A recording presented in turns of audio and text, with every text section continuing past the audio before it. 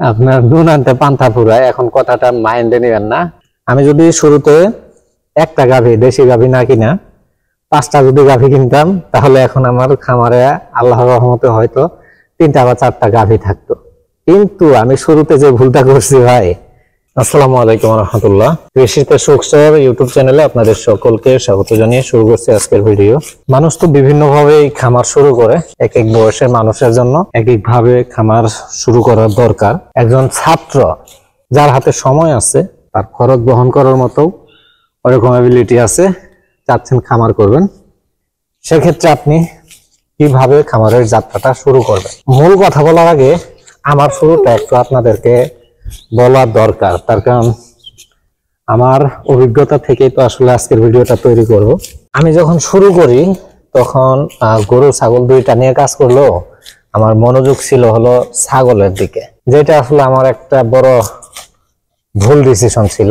তখনই যে আমরা একটা ষাঁড় বাছুর সহ গাভী কিনছিলাম, দেশি গরু ফ্রিজিয়ান সিমেন্টের মাধ্যমে এটা প্রজনন করাই, পরবর্তীতে একটা বকনা বাছুর হয়, যেটা এখন বর্তমানে আমাদের খামারে একটা গাভী হয়েছে, তারও একটা বকনা বাছুর আছে। শুরুতে যদি আমি আরো কয়েকটা গাভী, দেশি গাভী দিয়ে শুরু করতে পারতাম, তাহলে হয়তো আমার খামারের দৃশ্য এটা হয়তো চেঞ্জ থাকতো, অন্যরকম থাকতো। খামার করতে গেলে বা অন্যান্য যে কোনো কিছু করতে গেলে ভুল হবে, এটাই স্বাভাবিক। তবে যেহেতু আমি একটা ভুল করছি, আমি চাচ্ছি না যে আপনারা যারা শুরু করবেন তারাও এই ধরনের ভুল করেন। যার কাছে সময় আছে, খামারের খরচ মেটানোর মতো অ্যাবিলিটি আছে, এরকম মানুষদের আমি বলবো যে দেশি গাভী দিয়ে শুরু করা দরকার। আমাদের যেগুলো দেশি গাভীগুলো আছে, এগুলোতে যদি আপনি 100% ব্লাড লাইনের ফ্রিজিয়ান বুলের বীজ দিয়ে প্রজনন করান, সেক্ষেত্রে আপনি 50% এর একটা বাচ্চা পাবেন। এখন তো আবার আমাদের বাংলাদেশে মায়ের রেকর্ড 80-90 লিটার পর্যন্ত দুধ দেওয়ার রেকর্ড আছে।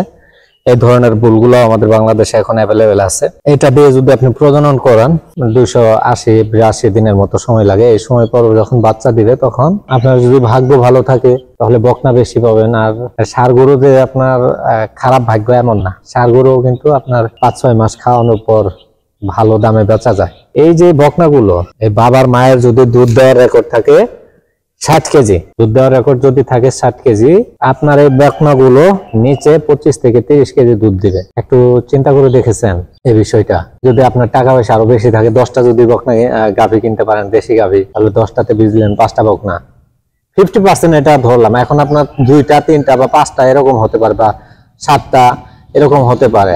আবার এখন আপনি হয়তো বলবেন যে ভাই, আমি 10টা গাভী দিয়ে না শুরু করে আমি যদি 3টা বড় গাভী কিনি, এটাতে আপনার যে প্রবলেমটা হবে সেগুলো কত পার্সেন্ট এটা আপনি জানেন না। 1 নাম্বার হলো এটা। 2 নাম্বার, সেখানে আপনি 100% বুলের বীজ ইউজ করতে পারবেন না। যেটা কিনছেন সেটা ধরলাম আপনার পার্সেন্টেজ কমে আছে, তারপরেও তো 60-70% থাকবে পার্সেন্টেজ। তো এখন 60-70% এর মধ্যে আপনাকে দিতে হবে 75% বা 87.5%। এরকম বুলের যদি বীজ দেন, সেক্ষেত্রে সেখান থেকে বাচ্চা যেটা আসবে, এটার দেশি গাভী থেকে যে দুধের রেকর্ডটা পাবেন, এরকম পাবেন না। কিন্তু দুধ হবে সর্বোচ্চ কত? 12 থেকে 13 লিটার। 13 লিটার গাভীতে আপনি যদি 87.5% দেন বা 75% দেন, সেক্ষেত্রে তার দুধের রেকর্ডটা আসবে কিভাবে? মায়ের যদি থাকে 12 কেজি, 12 কেজির অর্ধেক 6 কেজি, 75% যদি আপনি দেন, সেক্ষেত্রে তার রেকর্ড কত আছে এটার উপর নির্ভর করবে। আর মায়ের যদি 75% এর মায়ের রেকর্ড যদি থাকে 20 কেজি, সেখান থেকে পাবেন 10 কেজি, 10 কেজি আর 6 কেজি 16 কেজি। আর যদি 30 কেজিও ধরেন তার মায়ের রেকর্ড, 30 কেজির অর্ধেক 15 কেজি আর হলেও 6 কেজি, 21 কেজি। আর আপনি যদি দেশি দিয়ে শুরু করেন, দেশি যদি 10টা গাভী কিনেন, সেই 10টা গাভীতে আপনি প্রজনন করাইলেন, সেখান থেকে যদি 4টাও গাভী তৈরি করতে পারেন, সেই 4টা গাভীতে আপনার এভারেজ 25 থেকে 30 কেজির মতো দুধ প্রত্যেকটা গাভী থেকে পাবেন। যদি টার্গেট থাকে দুধের গাভী, ভালো মানের দুধের গাভী তৈরি করা, তাহলে আমি বলবো যে আপনারা এই গাভীর প্রজেক্টটা শুরু করেন। এটা কিন্তু গাভী বলতে দেশি গাভীর প্রজেক্টটা শুরু করেন। হ্যাঁ, এর সাথে আর একটা জিনিসও মাথায় রাখতে হবে। এখন আপনার যদি এই গরুর খামার করে, এই খামার থেকে যে ইনকামটা হবে, এই ইনকামের মাধ্যমে যদি আপনার সংসারও চালান লাগে, প্লাস আরো গরুর খাবার খাওয়ান লাগে, সেক্ষেত্রে কিন্তু এরকম দেশি গরু দিয়ে হবে না। আপনাকে ওই যে 12-13 কেজি দুধ হয় বা 15 কেজি দুধ হয়, এরকম গাভী ক্রয় করে সেগুলো দিয়ে শুরু করতে হবে। তার কারণ আপনার দৈনিক যে খরচ এটা মেটাতে হবে। এটা যদি আবার আপনার ঋণ করে করা লাগে সবকিছু, তাহলে তো আবার সমস্যা। এই জন্যই আমি যেটা থাম্বনেলে বলছি আপনাদেরকে,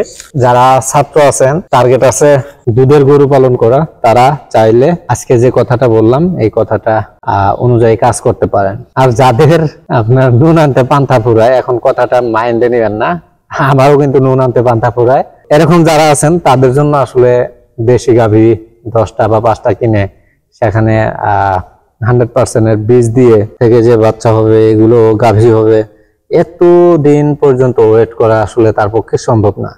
এই ধরনের মানুষদের লাগবে হলো দৈনিক ইনকাম। এখন আমি যেটা বড় ভুল করছি, এটা তো শুরুতে একটু বুঝাইছি, আমি যদি শুরুতে একটা গাভী, দেশি গাভী না কিনা 5টা যদি গাভী কিনতাম, তাহলে এখন আমার খামারে আল্লাহর রহমতে হয়তো 3টা বা 4টা গাভী থাকতো। কিন্তু আমি শুরুতে যে ভুলটা করছি ভাই, শুরুতে শুরু করছি হলো দেশি ছাগল, দেশি গরু 2টা দিয়ে। তো দেশি ছাগলটা না নিয়ে যদি আমি আরো কয়টা গাভী কিনতাম তাহলে বেশি ভালো হতো।